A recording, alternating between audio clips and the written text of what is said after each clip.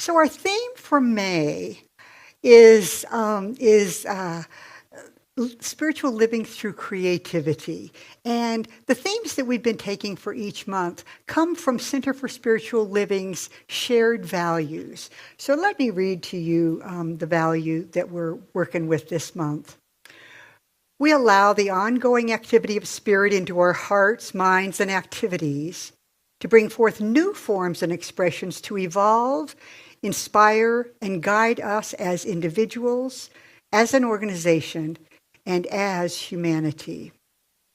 And today's topic is Spark, from nothing to insight. And some of the information that I'll share with you this morning is from Reverend Jennifer Berkeley from CSL Rockland County, New York, and from the book Creative Confidence that we talked some about last week as well, which is by Tom and David Kelly. There's a creative spark, a creative urge within each of us. It's within me. It's within you, and you, and you, and you. It is in all of us. It is absolutely the essence of who we are. And this spark just ignites and touches everybody around us. It flows out from us and it touches and impacts everyone and everything. Now, because my name is Jyoti, which means divine flame or divine spark, I have given a lot of thought to divine sparks. I've had this name for decades. And so I've looked at a couple of different ways of visualizing this for me. And one is the spark that is within us. Sometimes I see it as at the base of our spine, as that energy and that creativity that drives our motivation, that gives us the energy to know what we want to do, to create what we want in our lives, and then to go for it. It's like the energy and the spark from that move up through our entire spine, just activating all of our spiritual centers, our chakras, and leaving us in a place of greater choice and greater creativity. So imagine that for a moment. Imagine a spark at the base of your spine. Imagine that it radiates love and creativity through your whole entire body. That it flows up through your spine, up to the top of your head, and even beyond. This is a spark that will never die. I've also seen this spark as a flame that's beneath our hearts. A flame that warms our hearts, encouraging us into sweetness, encouraging us into compassion, encouraging us to live from the place of love. And so imagine that. Imagine that warmth surrounding your heart. And feel or imagine the love that's there. Imagine it wanting to live in, through, and as you. This is the spark that's within each one of us. And it's there because we have been created by the very spark of spirit. Our founder, Ernest Holmes, said, "Creation does not mean making something out of nothing. Creation is the passing of spirit into form and is eternally going on. Spirit cannot change, for being all, there is nothing for it to change into. This is self-evident." So the creative urge is different. That creative spark is different for each one of us. We often think of creativity as something that is about doing art projects or craft projects or creating beautiful music or something like that, but it is far more than that. It is the energy that we put out, that we create in our lives, that we share. It's what we create as our lives. Creativity is part of all of us. And it wants to express. Spirit wants to express and create as you. That's why you're here. That's why I'm here. I mean, I just imagine that this divine intelligence can hardly wait to make new stuff as each of us. Yeah, good, bad, and interesting. It can also be very interesting what we can create in our lives, and some of us have, and and probably not many of you, right? And everything in nature is imbued with this creative urge. Ernest Holmes wrote this also. Not only human beings, but everything in nature is endowed with this creative urge. When moisture is precipitated, the desert receives it with gladness and breaks forth into song of creation. Making the most of its brief season, it blossoms in joy, storing within its bosom the seed of a future flowering. It is impossible to escape this creative urge. We are born creative. As children, we reveled in imaginary play. We asked outrageous questions. Questions. We drew blobs and called them dinosaurs. And some of us even had imaginary friends that played with us, that we shared with. But over time, for most of us, because of socialization and formal education, over time it seems that many of us lost that or let that be dimmed in our lives. That we kind of learned to be afraid of judgment. We learned that if we do too much that's creative, somebody might not like it. We learned to be more cautious and more analytical. In fact, there seems to be in our society just some kind of an idea that there is a division between creatives and non-creatives. And way too many people have, consciously or unconsciously, resigned themselves to be a non-creative. Because we've got this picture of, if you're creative, this is what you do. But that is not so. The creative spark is in all of us. But we have to choose it. We have to choose to let it move in, through, and as us. Or maybe I could say we have to choose to let it. We have to let it choose us. We have to let it choose where to lead us, where to take us, and what it wants to create as us. Meister Eckhart, a 13th century philosopher and mystic, said, "God is at home. It's we who have gone out for a walk." Our creativity is with us always, but sometimes we take a stroll and abandon it, and therefore don't get a chance to use it.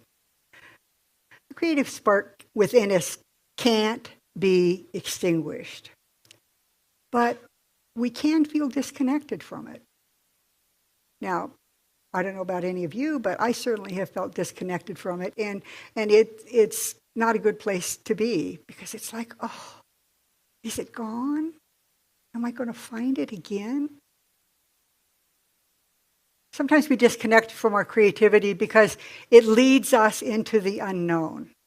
Now, how many people just love the unknown? Yeah, we got one. Because what we know is that the unknown it can be scary. It can be it can be downright scary when we don't know what's going to happen. Because we know that when we're in the unknown, mostly we're out of control. And we abandon our creative spark because we fear judgment, because we're afraid that what we do will not be accepted. And we forget how creative we really are. We forget that. And we also abandon our creativity because it is so limitless. It is so limitless that sometimes we're not sure how to step into it. Not sure what the next step is. Maybe not even sure what the first step is. We forget how creative we are. But Spirit is always calling forth our creative expression. So what do you want to create? What do you want to bring forth in your life this week, this season, this year? And are you ready to do that? Are you ready to use your power to create what you want in your life? Again, from Ernest Holmes, put your mind in touch with the universal mind, saying just what you are waiting for. Ask for it, believing that you are receiving it, and wait. After a few minutes, declare that you now know, even though you may not seem to know, yet in the depths of consciousness, you have received the impressions. So it's like we can claim what we want, and we can absolutely, if we can convince ourselves, that's usually the problem. If we can convince ourselves, then that's what the law acts on, and that's what shows up in our lives. Now, like most things, creativity ebbs and flows, goes up and down. And when we feel that, it can be kind of discouraging. But when creativity ebbs, there are ways that we can rekindle it. There are things that we can do to bring back that aliveness and bring back our natural creativity. And we do that usually one step at a time, one step of awareness at a time. Because if we're not paying attention, it's probably not going to happen.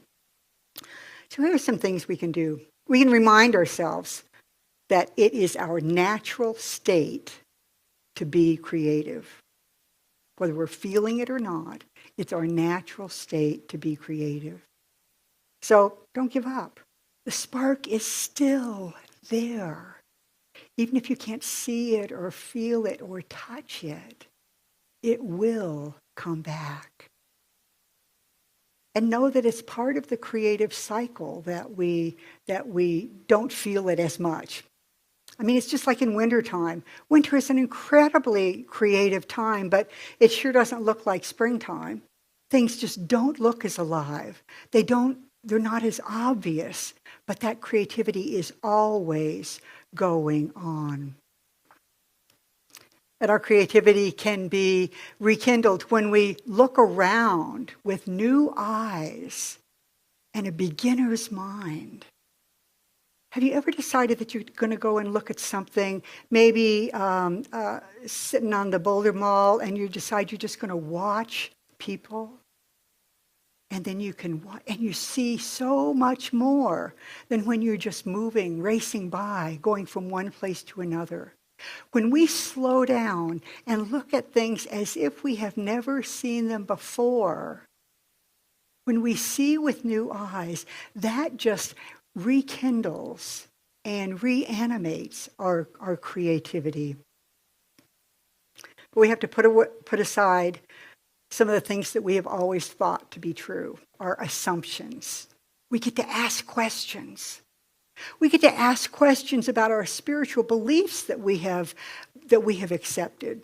In fact, it's a really good idea for us to question our spiritual beliefs and see if they're working in our life. See if it's something that we want to keep.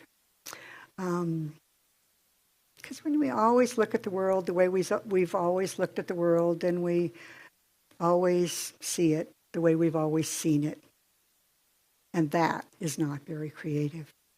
But we can through meditation and through visioning, we can absolutely open up to a place in our mind beyond our thinking mind, that can give us clarity and that can juice up our creativity. And sometimes we forget that the creativity that we get to display, that we get to use, is not really our personal creativity. It comes from the divine. There is one source of all, one source of creativity. And when we start to try to create things, make things, improve things, only from our personality, only from our physical standpoint, then we absolutely don't get a chance to create something unique, because we're so busy thinking about what we should create or what other people are expecting or something like that. So remembering that the divine creates as us can certainly open us up to create more. Now, creative confidence, as we talked about last week, is simply the belief, the absolute knowing that we are creative every day. Now, that's what we teach around here. But do we really believe it? I mean, do you really believe that what you're seeing in your life is a result of what you're thinking and what you're choosing and what you're choosing to act on? Sometimes we act as if that's true, and sometimes we certainly don't.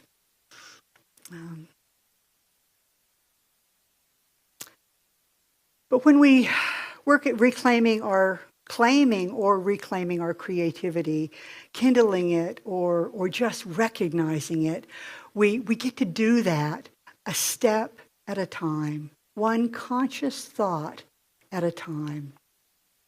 Now, best-selling author Anne Lamott has a story about this one step at a time that comes from her childhood that I thought was kind of fun. Her brother had to do a school report on birds, and he let it go. He let this bird report go until the last minute. Now, I know probably no one here has ever done that, but you may have known some people who have. So here it is, the last night before this bird report is due, and he's a mess.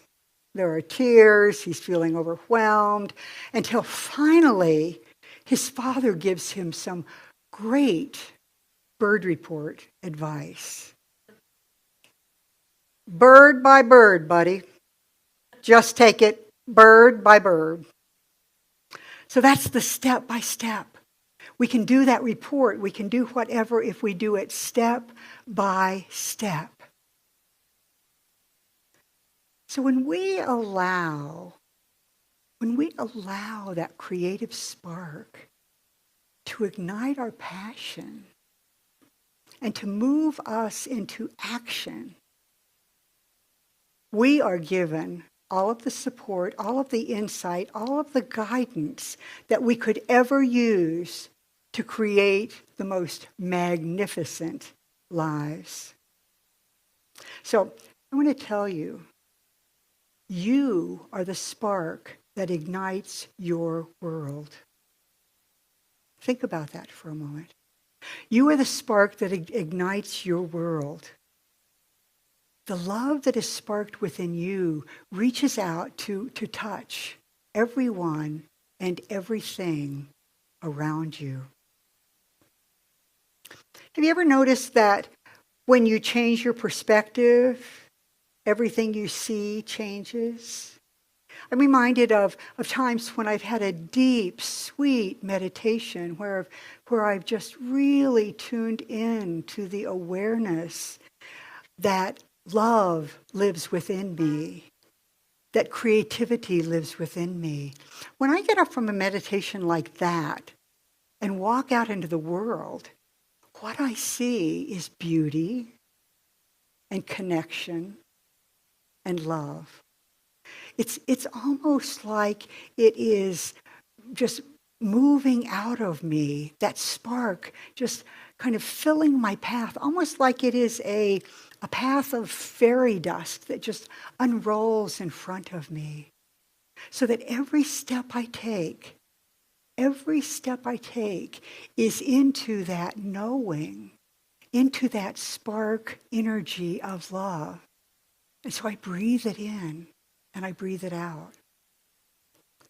It colors my vision. It flavors every word that comes out of my mouth. It reaches out from me to touch the people around me and remind them that they too have this spark within them.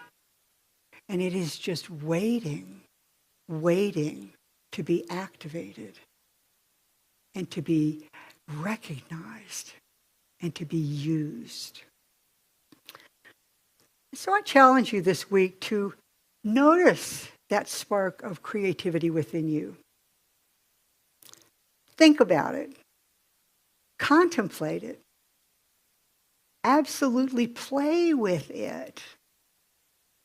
Use it to create something that delights you. Or if you're not sure what to create with it, ask that spark within what it wants to create as you. Are you up for that? Okay. It's an affirmation on the screen. Let's say it together. This week, I allow the infinite and inexhaustible spark of spirit to joyfully create through me. Let's do it once more. This week, I allow the infinite and inexhaustible spark of spirit to joyfully create through me. Let's take that with us this week. And as practitioners, stand with me in high consciousness. Let's just move into prayer. We stand in the midst of the one spark. We stand in the midst of the one light that is in, as, and through all.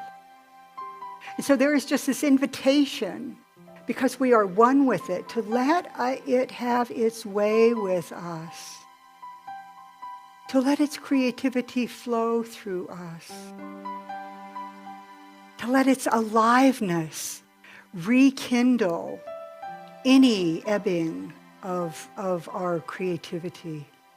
And so what I claim for each person here is that as we go forth this week, it is as if there is a fairy dust path in front of us. Each step we take just makes that energy poof up around us to remind us of our godness, to remind us of our divinity, to remind us of our oneness with the infinite intelligence, to remind us that we are the hands and feet of God. It lives as us, and it wants to have a good time as us. And so we accept that challenge. We accept the challenge of creativity, and we go forth to create lives that are magnificent, filled with love, filled with joy, filled with absolute satisfaction in our jobs, filled with all of the creativity that we could ever play with. And so I know that this is the truth for each person here. There is blessing. The creativity that is sparked within them is coming alive in new ways, and we are all open to that. And so in great gratitude, I simply let this go. Send it out into the law, that part of the divine that knows how to turn words and thoughts and knowings and actions into reality for us. So it is said, it is spoken, it is released, it is done. We are grateful, and so it is.